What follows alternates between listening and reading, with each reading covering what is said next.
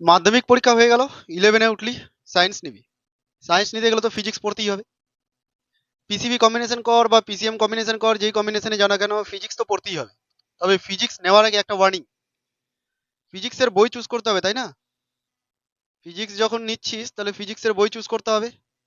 আর senior দাদা দিদিদের কাছে তো শুনে নিয়েছিস, ভয়ঙ্কর সাবজেক্ট ফিজিক্স, ভয়ঙ্কর সাবজেক্ট। এবং ম্যাক্সিমামই দেখেছিস ফিজিক্সেই সাপ্লি খেয়েছে, ফিজিক্সেই ফেল করেছে, তাই তো? তাহলে এরকম একটা ভয়ঙ্কর সাবজেক্টকে পড়তে গেলে প্রথম থেকেই সতর্ক থাকতে হবে। আমি তোদের ওয়ার্নিং দিয়ে দিচ্ছি আগেই, যে ভুলগুলো তোরা করবি বই চুজ করতে গিয়ে, সেই ভুলগুলো আমি প্রথম থেকেই বলে দিচ্ছি। তোদের মনে প্রশ্ন এরকম আসবেই যে ফিজিক্স পড়বো, এনসিআরটিটাকে একদম গুলে খেয়ে নেবো। এনসিআরটি এনসিআরটি এনসিআরটি প্রচুর নাম শুনেছি, এনসিআরটি এনসিআরটি কে গুলে খেয়ে নেবো। এই এই চিন্তা ভাবনাটা তোদের মাথায় আসবে। এনসিআরটি কি আসলেই পড়তে হবে? ফিজিক্সের জন্য এনসিআরটি কতখানি গুরুত্বপূর্ণ আজকের ভিডিওতে আলোচনা করব।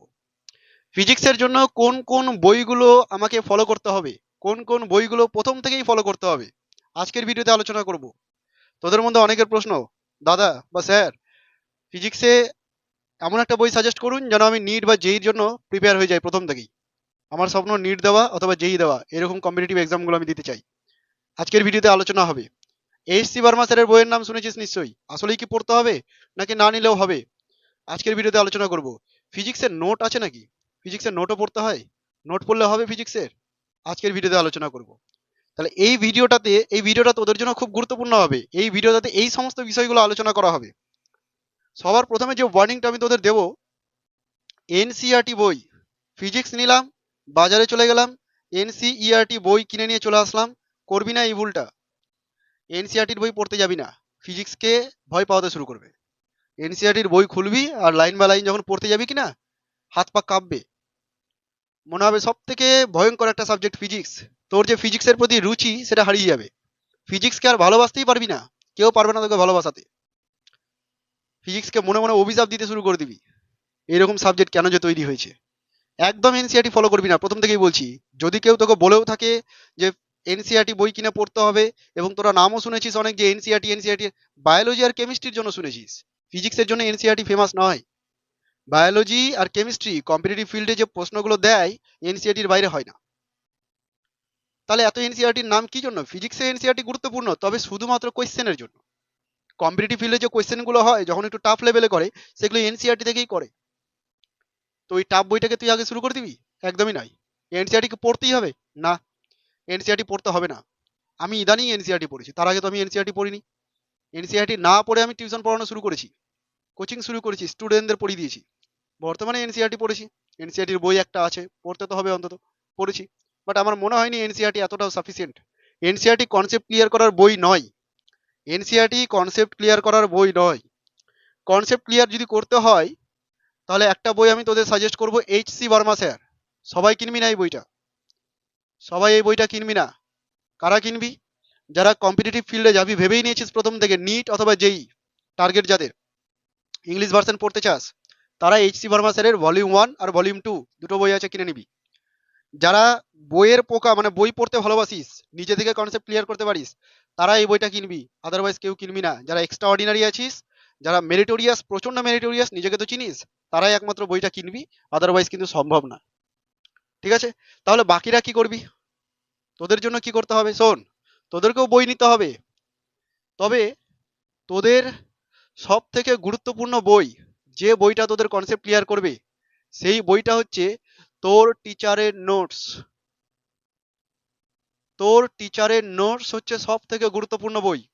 আবারও বলছি শুন, ফিজিক্স সাবজেক্টটাই আলাদা, ফিজিক্স সাবজেক্টটাই আলাদা ভাই। ফিজিক্সের জন্য বই পড়তেই হবে এমন কোনো বাধ্যকতা নেই। তুই বই না পড়ে ফিজিক্সের কনসেপ্ট ক্লিয়ার করতে পারবি, ম্যাক্সিমাম জিনিস করতে পারবি। আমি যাদের নিট যেই যাদের পড়িয়েছি, অনেকেরই বই নেই, শুধুমাত্র আমার ক্লাস কন্টেন্ট দেখেই তৈরি করে সবকিছু। আমি যে পিপিটি বানাই, যে বোর্ড ওয়ার্ক করি, সেগুলো থেকেই সবকিছু তৈরি করে, সেগুলো থেকেই কোশ্চেন সলভ করে, বইয়ের কোনো দরকারই পড়ে না। কারণ সাবজেক্টটাই এরকম, সাবজেক্টটা শেখার, তোকে জাস্ট শিখতে হবে। তার জন্য বইয়ের ইনফরমেশনের খুব একটা প্রয়োজন নেই। তোর পরীক্ষার পয়েন্ট অফ ভিউ থেকে যতটুকু গুরুত্বপূর্ণ ততটুকু তোর টিচার বলে দিবে। বুঝতে পারলি? আবারও বলে দিচ্ছি, তোর জন্য, সবার জন্য, শুধু তোর জন্য নয়, সবার জন্য ফিজিক্সের রাজা হচ্ছে টিচারের নোটস। স্যার টিচার তো নোট দেয় না আমার, তাহলে তোর টিচার নোট যদি না দেয়, তোর টিচার বোর্ড ওয়ার্ক তো করে, তোর টিচার তো বোর্ড ওয়ার্ক করে, সেটার ছবি তুলে রাখতে পারবি নিশ্চয়ই, বা স্ক্রিনশট তুলে রাখতে পারবি। টিচারকে বলবি বা স্যারকে বলবি, ম্যাডামকে বলবি যে ক্লাসটা যেন রেকর্ড করে রাখে, সেই ক্লাসটা যেন তোদের অ্যাক্সেস করতে দেয়, পরে যেন ওটাকে আবার রিভাইজ করতে পারিস। যেই মুহূর্তে তুই ক্লাস দেখছিস, সেই মুহূর্তে সবকিছু তোর কাছে নতুন, তুই নতুন নতুন দেখছিস, তোর মনে অনেক প্রশ্ন আসতেও পারে, নাও আসতে পারে, তোকে যা বোঝানো হচ্ছে তুই সেটাই শুনছিস। পরে কিন্তু তোর মনে অনেক চিন্তা ভাবনা আসবে যখন তুই আবার পড়বি বাড়িতে গিয়ে, তখন তোর মনে হবে স্যার ওই জায়গাটা কি বলেছিল, একটু যদি ক্লাসটা দেখে নিতাম ভালো হতো। স্যারকে বলবি, চেষ্টা করবি একটা ক্লাস রেকর্ড করে আপলোড করে রাখতে, ইউটিউবে আপলোড করে রাখবে সব থেকে সহজে, সেখান থেকে তুই অ্যাক্সেস করতে পারবি। ঠিক আছে, আর যদি না থাকে বোর্ড ওয়ার্কগুলোর ছবি তুলে রাখবি, এটাই হবে তোর বই। এখান থেকে তোর কনসেপ্ট ক্লিয়ার হবে, তোর টিচার তোর কনসেপ্ট ক্লিয়ার করাবে, বারবার বলছি। বই নয়, বই বাধ্যতা নেই ফিজিক্সে কিন্তু, তারপরেও যারা বই পড়তে চাস তাদের জন্য এইচসি বর্মা স্যারের বই আমি বলে দিয়েছি। মাথায় ঢুকলো? এনসিআরটি বই একদমই ফলো করবি না। কবে ফলো করবি এনসিআরটি বই? যেদিন ফিজিক্সের সিলেবাস মোটামুটি কভার হয়ে গেছে, তোর বেসিক ক্লিয়ার হয়ে গেছে, সেদিন করবি এনসিআরটির বই ফলো। এই যে বেসিক ওয়ার্ডটা আমি বললাম না, বেসিক ক্লিয়ার হয়ে গেছে, এখন বুঝতে পারবি না যে বেসিক মানে কি, পরীক্ষা আসবে তখন বুঝতে পারবি যে বেসিক ক্লিয়ার হয়ে যাওয়া মানে কি। মনে হচ্ছে আমি বুঝি স্যার, বেসিক ক্লিয়ার হয়ে যাওয়া মানে কনসেপ্ট ক্লিয়ার করার কথা বলছেন তো? না, তোর মনে হচ্ছে তোর কনসেপ্ট ক্লিয়ার হয়ে যাচ্ছে, বেসিক পরীক্ষা আস্তে আস্তে চাপটা বুঝতে পারবি যে বেসিক মানে কি। তো বেসিক ক্লিয়ার না থাকলে, কনসেপ্ট ক্লিয়ার না থাকলে কিন্তু ফিজিক্সে উদ্ধার হতে পারবি না, পড়ে মুখস্থ করে হবে না, ফিজিক্সে মুখস্থ কিচ্ছু আসে না। বুঝতে পারলি? এই যে দাদা দিদিরা এখন 12-এর এক্সাম দিচ্ছে, 11-এর এক্সাম দিচ্ছে, শুধু সাজেশন সাজেশন করছে, হোয়াটসঅ্যাপে বুড়ি বুড়ি এসএমএস আসছে আমার, সাজেশন সাজেশন সাজেশন, প্রচুর লাইভ ক্লাস নিচ্ছি, গলা বসে গেছে হয়তো বুঝতে পারছিস, লাইভ ক্লাস নিচ্ছি, শুধু সাজেশনের ভরসায় বসে আছে বিভিন্ন জায়গা থেকে। তো শেষ মুহূর্তে তোদেরও যেন এইরকম হাল না হয়ে যায়, সাজেশনের দরকার পড়ে, তাই প্রথম থেকে বেসিক ক্লিয়ার রাখবি। প্রথম থেকে ফিজিক্সটাকে গুরুত্ব দিয়ে পড়তে হবে। আবার বলে দিই শোন, অন্যান্য সাবজেক্টে যতটা গুরুত্ব দিয়ে তুই পড়বি, ততটা গুরুত্ব দিয়ে ফিজিক্সে পড়লেও সাফিসিয়েন্ট নাম্বার আসবে না। তার মানে প্রচুর পড়তে হবে, ফিজিক্সের জন্য প্রচুর পরিশ্রম দিতে হবে। যে সাবজেক্টটা 1 ঘন্টা পড়লে তৈরি হয়ে যায় একটা সহজ সাবজেক্ট, সেখানে ফিজিক্স তোকে 3 ঘন্টা পড়তে হবে। সাবজেক্টটাই এরকম, কিছু করার নেই, সাবজেক্টটাই এরকম। আর যদি সাবজেক্টটা ভালো লাগতে শুরু করে দেয়, যদি বুঝতে শিখে যাস, কনসেপ্ট যদি ক্লিয়ার হতে শুরু করে দেয় একবার, তাহলে ফিজিক্স ছেড়ে আর কোনো সাবজেক্ট তোর ভালো লাগবে না। লজিক্যাল সাবজেক্ট, চিন্তা ভাবনা করা সাবজেক্ট, ম্যাথামেটিক্যাল সাবজেক্ট। ওকে, তাহলে প্রথম থেকে গুরুত্ব সহকারে পড়তে হবে, ভুল করবি না নিশ্চয়ই এটা। ওকে, যারা কম্পিটিটিভ ফিল্ডে যাবি তাদের জন্য বলে দিই, অবশ্যই একটা পিওয়াই কিউ রাখবি সাথে, একটা পিওয়াই কিউ বই, এমটিজির বেরায়, আরিয়ান্টের বেরায়, দিশা পাবলিকেশন, বিভিন্ন পাবলিকেশনের বেরায়, একটা পিওয়াই কিউ বই সাথে সাথে রাখবি। যারা নিট বা যেই দিবি ভেবেছিস, চ্যাপ্টার শেষ হবে, চ্যাপ্টার শেষ হওয়ার পর সেইখান থেকে পিওয়াই কিউ গুলোকে সলভ করার চেষ্টা করবি, প্র্যাকটিস করার চেষ্টা করবি। বোঝাতে পেরেছি তো? অসুবিধা নেই নিশ্চয়ই কারো? এতদূর পর্যন্ত ক্লিয়ার হয়ে গেছে? আচ্ছা, বেঙ্গলি মিডিয়ামের স্টুডেন্ট যারা আছিস, তাদের জন্যই, মানে তোদের জন্যই বলছি অ্যাকচুয়ালি, স্যার এত কিছুর পর একটা বই তো কিনতেই হবে, যে বইটা আমাকে পাশে রাখতে হবে, পড়তে হবে। তাহলে সেই বইটা কি হবে, কোন রাইটারের বই নিব? বলে দিচ্ছি আমি তোদের, দুটো রাইটারের বই আছে। একটা আছে ছায়া, দীর্ঘদিনের বই, ম্যাক্সিমাম ইউজ করে সবাই। আর একটা আছে সাঁতরা। দুটো বই নিজের নিজের জায়গায় ঠিক আছে, তবে দুটো বইয়ের পারপোজ আমার দিক থেকে একটু আলাদা। তুই যদি বোর্ডকে ফোকাস করতে চাস, বোর্ডে ভালো নাম্বার তুলতে চাস, তাহলে ছায়া। আর তুই যদি কম্পিটিটিভ ফিল্ডের জন্য প্রিপারেশন নিতে চাস প্রথম থেকেই, তাহলে সাঁতরা। যদি তুই কম্পিটিটিভ ফিল্ডের জন্য, কম্পিটিটিভ ফিল্ড মিন্স নিট, জেই, এগুলোর কথা বলছি, তাহলে সাঁতরার দিকে যাবি। ছায়া কি কম্পিটিটিভ ফিল্ডের জন্য সাফিসিয়েন্ট না? এটাও সাফিসিয়েন্ট। ছায়ার বইটা সহজ সরল ভাষায় লেখা আছে, পড়তে ভালো লাগবে, গোছানো আছে। ঠিক আছে, সাঁতরার বইটাও ঠিক আছে। এবার এই দুটো বইয়ের মধ্যেও তোদের যদি কনফিউশন চলে আসে যে আমি কোন বইটা নেব বুঝতে পারছি না, পার্সোনালি এসএমএস করবি, হোয়াটসঅ্যাপ করবি, অ্যাকচুয়ালি আমি তোদেরকে বলে দেবো যে এই দুটো বইয়ের মধ্যে কোনটা বই নিতে গেলে তোর জন্য বেস্ট। তোর ক্রাইটেরিয়া অনুযায়ী, তোর চাহিদা অনুযায়ী আমি বলে দেবো যে ছায়া আর সাঁতরার মধ্যে কোনটা নিতে গেলে তোর জন্য বেস্ট হবে। আশা করি বোঝাতে পারলাম। তাহলে ফিজিক্সের জন্য ওয়ার্নিং কি দিয়ে দিলাম তোদেরকে আমি? ফিজিক্সের জন্য এনসিইআরটি একদমই ডুববি না, এনসিইআরটি পড়বিই না। কবে পড়বি এনসিইআরটি? 1.5 বছর পর, 2 বছর পর, যেদিন তোর সিলেবাস কভার হয়ে যাবে, কম্পিটিটিভ ফিল্ডের জন্য ম্যাথগুলো দেখার দরকার পড়বে, তখন তুই নিউমেরিক্যালের জন্য এনসিইআরটি দেখতে যাবি। এনসিইআরটি কনসেপ্ট ক্লিয়ার করা বই নয়। তাহলে তুই কোথা থেকে পড়বি? তুই পড়বি টিচারের নোটস থেকে, টিচারের নোটস বা টিচারের বোর্ড ওয়ার্ক, যদি নোটস না থাকে। যারা নিজে পড়তে চাস, বইয়ের পোকা যারা, তারা পড়বি এইচসি বর্মা স্যারের বইটা, সাথে রাখবি কনসেপ্ট ক্লিয়ার করার জন্য। কম্পিটিটিভ ফিল্ডে যেতে চাস, একটা পিওয়াই কিউ অবশ্যই রাখবি, পিওয়াই কিউ সেটের একটা বই রাখবি। বেঙ্গলি ভার্সন বইয়ের মধ্যে ছায়া আর সাঁতরা দুটোকে আমি রিকমেন্ড করলাম তোদের। বুঝতে পেরেছিস? কারো কোনো আপত্তি আছে?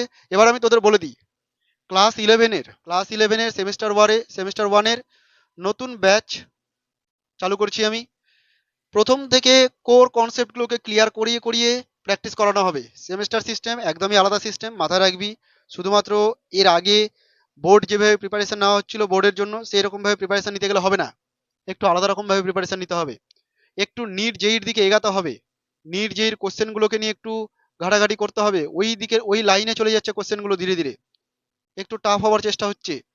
ঠিক আছে? তাহলে নিট জেইর ধাঁচে তোকে করতে হবে।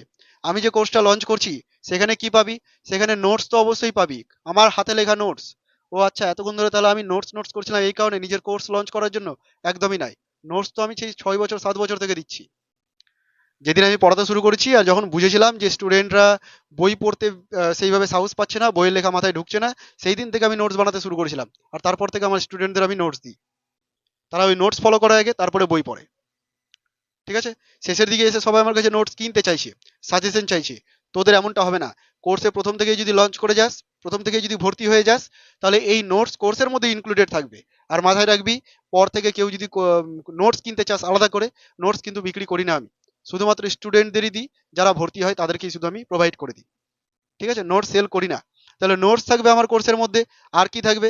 কোর্সের মধ্যে ক্লাস রেকর্ডেড অবস্থায় থাকবে। যে ক্লাস আমি করাচ্ছি সেটা রেকর্ডেড ভার্সনে থাকবে। সেটা তুই পরে আবার রিভাইজ করতে পারবি, দেখতে পারবি। তোর মনে ডাউট আসলো, আবার সেই কোশ্চেনটা সেখানে গিয়ে তুই কনসেপ্টটাকে আবার শিখে নিতে পারবি। বোঝাতে পারলাম? তৃতীয় 3 নাম্বার যে পয়েন্টটা, যে জিনিসটা তুই আমার কোর্সের মধ্যে পাবি সেটা হচ্ছে প্র্যাকটিক্যাল ডেমনস্ট্রেশন।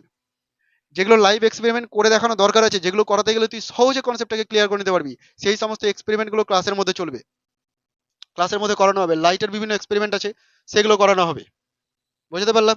মক টেস্ট অবশ্যই আছে, প্রত্যেকটা চ্যাপ্টারের শেষে মক টেস্ট থাকবে, যেখান থেকে তুই বুঝে যাবি যে তোর প্রিপারেশন কেমন হচ্ছে। প্রচুর এমসিকিউ সেট করাবো তোদের, নির্জেই লেভেলের এমসিকিউ করাবো। যারা নির্জেই প্র্যাকটিস করছিস তাদের এখানে হয়ে যাবে, এই জায়গাটায় তৈরি হয়ে যাবে, কনসেপ্টগুলো ক্লিয়ার হয়ে যাবে। নির্জেই লেভেলের কোশ্চেনও করাবো, বোর্ড লেভেলের কোশ্চেন করাবো, প্রচুর পরিমাণে এমসিকিউ প্র্যাকটিস করাবো তোদের। বুঝতে পারলাম? অফলাইন ব্যাচ শুরু হচ্ছে 23 ফেব্রুয়ারি থেকে। যারা আমার আশেপাশে আছিস তারা অফলাইনে জয়েন করতে পারিস, আর যারা দূরে আছিস তারা অনলাইনে কন্ট্যাক্ট করতে পারিস। স্ক্রিনে হোয়াটসঅ্যাপ নাম্বার শো করছে, সেই নাম্বারে হোয়াটসঅ্যাপ কর, মেসেজ কর, আমি তোদের গ্রুপে জয়েন করে দিব। তোদের মার্চের ফার্স্ট উইক থেকে অনলাইন ক্লাস শুরু হয়ে যাবে। প্রথম থেকেই বলছি, এখন যেমন দাদা দিদিরা সাজেশনের জন্য দৌড়িয়ে বেড়াচ্ছে, তোদের যেন এরকম দৌড়ে না বেড়াতে হয়। সেই কারণে প্রথম থেকে ডেডিকেটেড ভাবে পড়াটাকে শুরু করতে। আর ফিজিক্স সত্যি টাফ একটা সাবজেক্ট, যদি না প্রথম থেকে ভালো করে বেসিক ক্লিয়ার করে পড়তে শুরু করিস। একটা সেমেস্টার যদি নষ্ট করে দিস, পরবর্তী 3টা সেমেস্টার অটোমেটিক নষ্ট হয়ে যাবে, তুই পারবি না আর উদ্ধার করতে। প্রত্যেকটা জিনিস একটার সাথে আরেকটা ইন্টার রিলেটেড। বোঝাতে পারলাম?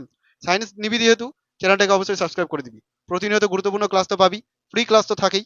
ক্লাস অফলাইন ক্লাসে রেকর্ডেড ভার্সন এখানে থাকে, নিট জেইর জন্য ক্লাসগুলো এখানে দেওয়া থাকে। এছাড়াও গুরুত্বপূর্ণ ইনফরমেশনগুলো পেয়ে যাবি। যদি ক্লাস ভালো লাগে একটা লাইক করে দিবি, আর যাদের প্রয়োজন তাদের সাথে একটু ভিডিওটা শেয়ার করে দিস।